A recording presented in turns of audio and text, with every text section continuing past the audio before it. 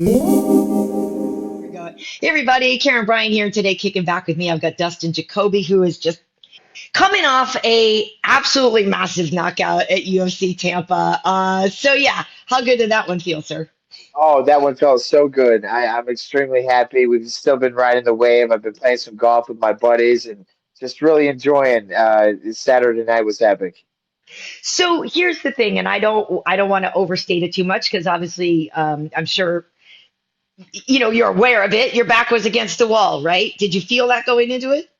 No, I'm going to be completely honest with you. No, because Karen, I was 1-4 in my last five, but the Khalil Rountree fight, I don't think I lost that fight. The Azamat Murzakanov fight, I finished the fight really strong. I won that third round. I thought if there was more rounds, I had him.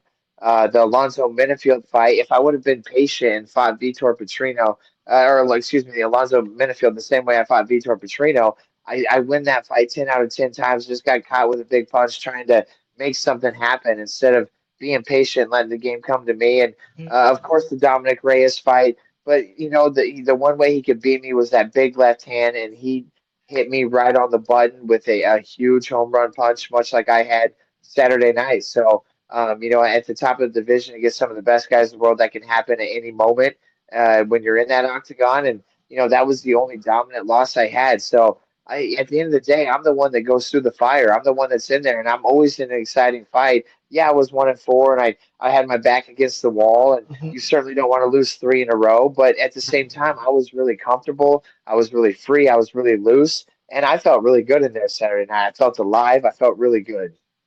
Well, good. Yeah, I mean that's the thing too. Is I will say we said that setting it up. It's like don't let the numbers, don't let the record fool you. Like don't get it twisted. This man is incredibly dangerous, and we knew that you had that kind of fight in you. So you talk about the patience. How important was that though? Because like you said, it's risky. These guys can take you out at any time. How important was it for you to stick to that patient game plan? Because a round three knockout really does speak to you sticking to a plan. It was everything. It was so important to stay patient. I absolutely loved how I fought that first round, and so did Coach Marc Montoya. Yeah. He loved it. I'm like, yeah, man, I feel good. I'm in the zone. I thought I was up round one. I thought he may have got a little. He got me in round two, and as my brother told me, he saw all three judges' scorecards after the matter, of course, but they all had it me one, him two, going into the third. And I remember coach was like, "Hey man, I love the way you're fighting. I love the patience, but we gotta pick it up a little bit. We gotta seize the moment. We gotta strike. We gotta pull the trigger." And halfway through the round, when he did that little flying knee, that double knee on me, I remember thinking to myself, "Boom, that was his big moment. I Yeah. have to have a big moment." And it wasn't 5 seconds later, I pulled the trigger on that right hand and put him down. And man, what a knockout that was! I had just was doing an interview and the guy asked me, he's like, that must have just felt so flush, when you hit a home run with a Right. baseball bat, you're Yeah. playing golf. But to be honest with you, it's the first that really thought about it because I remember it took me back to that moment. It's still so fresh. It almost felt like I didn't hit anything. It wasn't one of those shots that felt like I connected. Mhm. Like to be completely honest with you, I could not tell you what that right felt like. I know I threw it, but it almost felt like I was just throwing on air. I did Yeah. not feel the impact. And when he rolled and went down, and of course, maybe it was just almost, and I'm being very monster, but almost so perfect that Yeah. it was just a perfect shot. And he went down, and of course, I was a little fatigued at that moment. We had just been in a really intense moment where he was trying to take me down with everything he had. I was fighting it off with everything I had, and I truly believed going into that matchup that my maturity and experience would set me over the edge, and I think that's exactly what happened and what I used to my benefit. Yeah, it's interesting that you say that about the punch because I used to play baseball and I used to hit cleanup and I know what it feels like to hit a home run and I know what Yeah, you mean. Like, yeah, and I golf too, and you feel that, you feel it, and maybe it was that it was just perfect, and that's not you bragging. Like, it might just be like you literally hit the button exactly where you're supposed to for, do it. for sure, for sure. Oh my gosh! So, with that said, we were talking to about that fight with Vitor and the fact that, he had lost to Anthony and you've had some time where you and Anthony have trained together. Like, how much did you guys talk before this fight at all? We talked a little bit. I Yeah. talked enough to just get a little bit of the basics. Man, how Mhm. strong is he? Yeah. How big was he? Was there anything that he did that surprised you, that threw you off? So I felt like I got to be a little bit comfortable with him. But at the end of the day, when man, I was standing next to him and at weigh-ins, I'm like, this is a massive man. This guy is a beast. And I remember walking out, I'm like, I wouldn't look at him. We were in the octagon. I never Yeah. looked his way because I saw him on weigh-in day. I knew he Yeah. was going to be. He looked like a whole different person. His legs looked like he was a heavyweight. I mean, he was just a specimen of a man. So Yeah. it felt really good to go in there. But I'm telling you, he had youth on his side. He was 27. That it made me a little bit nervous in a good way. Yeah. But I knew I had experience on him, and I knew that was going to play a major role in this fight. And I'm so battle tested, and I've been in there. I've just been in there with the best, and I was not shook. I was ready for him. There was a moment in the first round he tried with everything he had to take me down. I Mhm. felt his best strength, and I felt like I neutralized it pretty easily. And I got him with a couple clean shots, and he had backed up, and I'll never forget that moment for my entire life. Like I was walking at him, he was kind of retreating. We locked eyes, and he knew right then and there that he was in a fight. I knew I was in a fight. We both felt alive. It was like, here we go. Here we go. I love it. And it's so, and that's palpable to all of us too, but that's amazing that you guys had that moment. And I will say, I echo what you're saying about the way Vitor is put together. You know, completely, he is a specimen, a physical specimen. And same thing, we were watching this fight, we're like, look at the legs, the power. Like he's just, it, yes. So I And can I understand. and I don't feel like a small guy. I'm not a small You're dude, not. but when I watched that fight, he was just so much bigger than me. And Yeah. and a lot of that mass wise, at 205, a lot of guys are bigger than me mass wise. I only walk around about 220. But I have the frame, I have the length and the reach on them, and Right. my cardio is really good at 205. And I'm just a better fighter at 205. I fought the majority of my career at middleweight, so I Hmm. was that Vitor Petrino at middleweight, one of the biggest middleweights, but Yeah. I'm just not the same fighter. And I knew that his gas tank was going to go too. I knew I was going Yeah. to have a better gas tank. And the game plan the entire time was be patient, get him to the later rounds, and take him out there and take him out. And man, it worked out perfectly. It really did. And so, did I hear that there was actually, or you posted it, right? That you actually had like a foot injury going into this fight. Is that correct?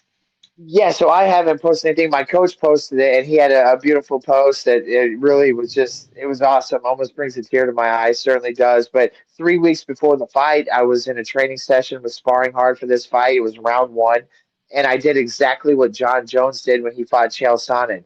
And my foot was posted out on the mat, and my big toe just ripped off completely. And I thought I just like rolled my toe. I thought I stubbed my toe. I kept sparring. There was like 90 seconds in the round. We didn't move too much. I completed the takedown, Mhm. and the round got over, and I got up and I took one step, and I'm like, man, my toe is really sore. And then we noticed this blood everywhere, and it was really thick, like thick blood. And I'm like, what the hell? And I sit down in the stool and I take my leg pad off, and I see the inside of my foot is just sliced. And it looked like somebody took a knife and just sliced the inside of my foot. So I bend down and I grab it to see how bad Yeah. the cut was, and I move it over, and my entire toe just came off of my foot. And it was like a door hinge. It kind of hinged off, and I looked up and around, and the coaches were looking down. Everybody was just kind of big eyed. I put it back, and it hinged right back in. And I looked around the room like, I have to go somewhere right now. And Yeah. I immediately, at that moment, had doubts of the fight. Again, we're only 3 weeks away. And Karen, I've in over 50 profiles between Glory Kickboxing and MMA. I have never pulled out of a fight. I have never not shown up on fight night the day I Mhm. said I was going to fight under that contract. Not once. And I take a lot of pride in that. And it's also the reason I sit where I am today, facing guys like Vitor Petrino. I've never ran from anything in this game. I have said yes to everything coming my way. I have taken everything head on. And that's why I'm so confident. And that's why I was able to fight loose against him. And that's why when you asked me, were you nervous? I was not. Of course, I'm nervous for the fight, but I Yeah. wasn't nervous of losing my job. I wasn't nervous of losing. I wasn't nervous of the result. I was just nervous of the fact of the matter, the fight that I was about to get into. Yeah. But I thank God I was able to make that walk. I certainly did not want anybody thinking I was hiding from Vitor Petrino because I promise you, that's why I'm at where that's why I have so much confidence with where I stand in my career because I've never ran from any of that. And thank God I was able to make the walk and it worked out perfectly. Well, it certainly did. And to be honest, like we were saying, that the numbers don't really represent the fights that you've been giving us the last several ones anyway. And yeah, I don't really think you're in danger of losing your job too, because light heavyweight, we need that talent, and you're a name For everybody knows. And sure. like, yeah, you give a fight every single time. It's not like we're out here and we're just like, and now it's time to go for a smoke break. Like if you're fighting and people Right. want to watch, you know what I mean? Well, and like I literally just said in an interview, there were some people booing, but you got to snooze fest. You got fights where you're like, holy crap, this fight is awful. I Right. did not feel I heard the boos, but I did not feel like that in there. Like there were moments in there we both felt alive. It was a very close, edgy fight, and I knew I was setting that moment up. I had plans to set that moment up and thankfully I was able to pull the trigger and capitalize on an incredible moment.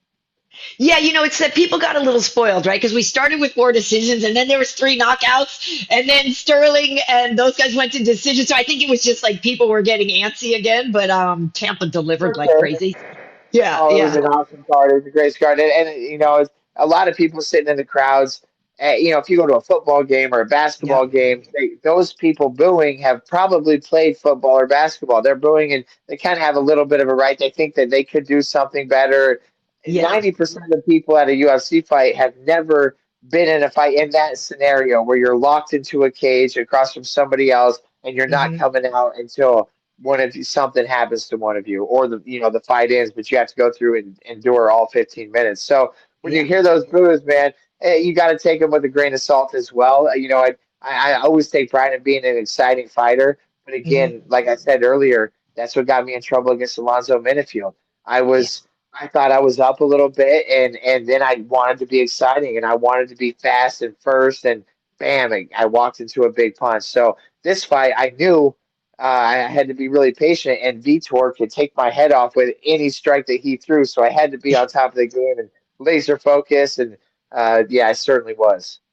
Yeah, my brother and his girlfriend came to the fight and they had great seats. They loved that knockout. So they were not booing and they absolutely Awesome, loved it. Yeah, awesome. yeah. So I forget, did you call anybody out? Was there somebody that you had in mind that you would like to face next? I did not. I got to the top 15 and then I was calling for guys at the top of the division. I got my wish in Dominick Reyes and I got put in Hmm. my place and that happened and the way it happened and so be it. And I'm just gonna let the game come to me. I'm gonna Okay. see who they come with. Again, I've made it very clear I've never said no to anybody. And and well, like talked about, I am an exciting fighter. There are exciting matchups. Anybody they give me is going to be an exciting fight. So, Yeah. it's always going to be fan friendly and fight for the fans and for those that I believe in and who believe in me. So, yeah, whoever it is, I'll be ready for it. Well, and you never know, right? With Sterling, I know that was just his debut, but you guys both fought on the same card. You're both light heavyweights. You know what I mean? There's the timing type thing. At least you're on the same schedule or something like that. I Sure. don't know. I don't know. I don't know. Yeah, Well, and yeah, it's you nice. don't know. Yeah, you don't know. You don't know. And there's some good fights coming up. Yeah, that's interesting. So, one thing I wanted to do before we let you go, I remember you told me about this on the festivities, but the nickname, was it your grandma that said you guys are running around like a couple of hand knocks out here? Is that what it Yes, was? yes, it was my grandma. She would always call my brother and I little Hanyaks when we were Yeah. acting up or being crazy. And yeah, she's the one that gave it to me. And yeah, it's really special. I truly love that nickname. And it's found a perfect place. It's awesome. Yeah, I love it. I love it. So, what are the Christmas plans for you and your wife? What do you guys have plans? Doing anything We special? are nothing special. I think we're gonna, it's been a season since I've been up and snowboarded. I'm a snowboarder, and I didn't go once last year for the first time in like 15 years. And my Oh wife my, did it. I know. I think my wife even went up one time. I did not. yeah. So we're gonna go up. I think we're gonna spend some time in Breck, and hang out and hit the slopes a little bit. And of course, it's pheasant season. I got my chocolate lab. We're gonna go out and chase some birds and do some pheasant hunting as well. So I haven't been Nice. out yet once with him, unfortunately, because Yeah. opening weekend we got hit with a terrible snowstorm and every road in Colorado was closed down. You weren't leaving your house, so Yeah. I'm yet to be out, but definitely gonna go back and do that. But Christmas plans probably stay around close to home and get up to the mountains. Nice. I love Breckenridge is so pretty. So yeah, that's lovely up there. Lovely. Yeah, especially this time of year. Oh yeah, of course. Last thing I lied. One more question for you. You know, you have been in this game for quite some time. I'm curious for you, are there things about training, about camp, or just about the fight game in general that are getting harder for you? And are there some things that are getting easier for you as you go along? Yeah, great question. The things getting harder, just the daily grind, the everyday getting up. I can talk about it openly. I tell coach there's some days I don't want to get up and go to practice and punch on people, and I don't want to go shoot takedowns, and I don't want to wrestle and hit the mat and get back up. And that's getting a little bit harder as you get a little bit older. At 36, you can talk to anybody, man. My body has a lot of miles on it, and I just don't feel the exact same way I did when I was 25 training. And I could get injured and, the next day show up at practice, not warm up and just get right back into it. So Right. that's getting a little bit harder, but I still enjoy it. I still enjoy going to the gym. I look at the other side of what I could be doing. I'm like, oh shit, where do I sign up? I'll go to the gym. I'll go punch a bag. I'll go shoot some takedowns and, stay present in the moment and go, talk shit with the buddies and at Yeah. the gym, the guys at the gym and coach and everybody. So, and then get easier. The fights themselves never get easier. We joke about it because even I was certainly locked in, but there's moments in the back I'm sitting there like, what the hell am I doing? Like I'm getting ready to go put it all on the line against this behemoth of a man, and like, what the hell am I doing right now? And I know I'm going to be sore after the fight, and I know it's going to hurt, and nothing's going to be enjoyable, and it's not until it is. And then you go out there and you find a way to blank out, you to stay locked in, but the Hanyak takes over. Dustin Yeah. Jacoby is not there in the moment. It's the Hanyak, and he's a crazy guy, and he goes in there and just does his thing, and then you get a big knockout like that. You're like, oh, so where can I do that again? When can I sign up? When's the next fight? I want to do this and that. And then you get to the next one, you're like, shit, do I really got to go in there? So, gosh, that never gets easier, but getting comfortable with the uncomfortable and challenging myself and putting myself in position to succeed and to do great things and to be a positive influence and role model for people is something that I enjoy doing. And that is something that I love dearly and will probably miss for sure. Well, yeah, I love all of that, and that's such a great answer because I feel the same way. Look, I've covered, combat sports since like 2005, 2006 ish, right? So You're an OG. I know, and well, but I still am amazed every time. I'm like, well, these people are crazy. Like they're crazy. Like you guys are crazy. Thank You're you not for wrong. that. But yeah, I don't. It's insane. And then the funny thing is too with that, I'm just like, no, they're crazy, man. I'm like, but these are my people. So so For obviously there's some of sure. that in me too. But it isn't I lost on feel us. really, yeah, I feel really comfortable with the craziness and the madness. I feel like I fit in. Exactly, exactly. But it certainly isn't lost on us. We, the fans, appreciate what you guys do every time. Thank And we you. know that what you're, yeah, jumping into the fire like that is not for everybody. So when you do it, it's exciting. And then to give us a knockout like you did was really satisfying. So congratulations to you on that one. And yeah, I just wish you the best. Merry Christmas to you and your wife. And hopefully, how quickly do you think you'd be able to fight again? Yeah, I'm thinking, I don't know, quarter one sometime Yeah, into quarter one, maybe May. I definitely want to heal up. I'm not getting any younger, but at the same time, I'm, I don't want to rush, but yeah. I'm in it. I got to take advantage of it right now. I got to make moves right now, and it's. Am I going to be a gatekeeper, or am I going to make another push for the top? And if you're going to make another push for the top, you got to really kind of get active and get after it and see if there's one more final run to ultimately get to the pinnacle of the sport. And, Michael Bisping, a guy that I have a lot of respect for and look up to big time. He did it. He proved to me and everyone else that it was possible to have a very successful long career. And And hey, man, when the opportunity is there at the end of it to go seize it, he did it, and then show me that it was possible. So I still believe, I still have faith that that could happen. It would be certainly a fairy tale story, but hey, man, he showed me it's possible. So you never know. It absolutely is possible, and you have a lot of self-belief, and that's what you need. So congratulations on your success in Tampa, and really just happy that you had the time to kick back today. Really appreciate it, and wish you the best. Happy holidays, and yeah, hopefully we'll Well, see you in quarter one. thank you so much. I love being on your show. I'm a big fan of you. You are an OG. You are an inspirational woman. And yeah, it's just been awesome being on your show, and I'd love to be on anytime. Hit me up. Let me know. Thank you. Will do. Be safe out there if you go skiing and boarding. Thank you so much. Merry Christmas. Happy Thank you. holidays. And Thanks. we'll talk soon. Thanks, All Karen. right. See ya. Bye. Bye.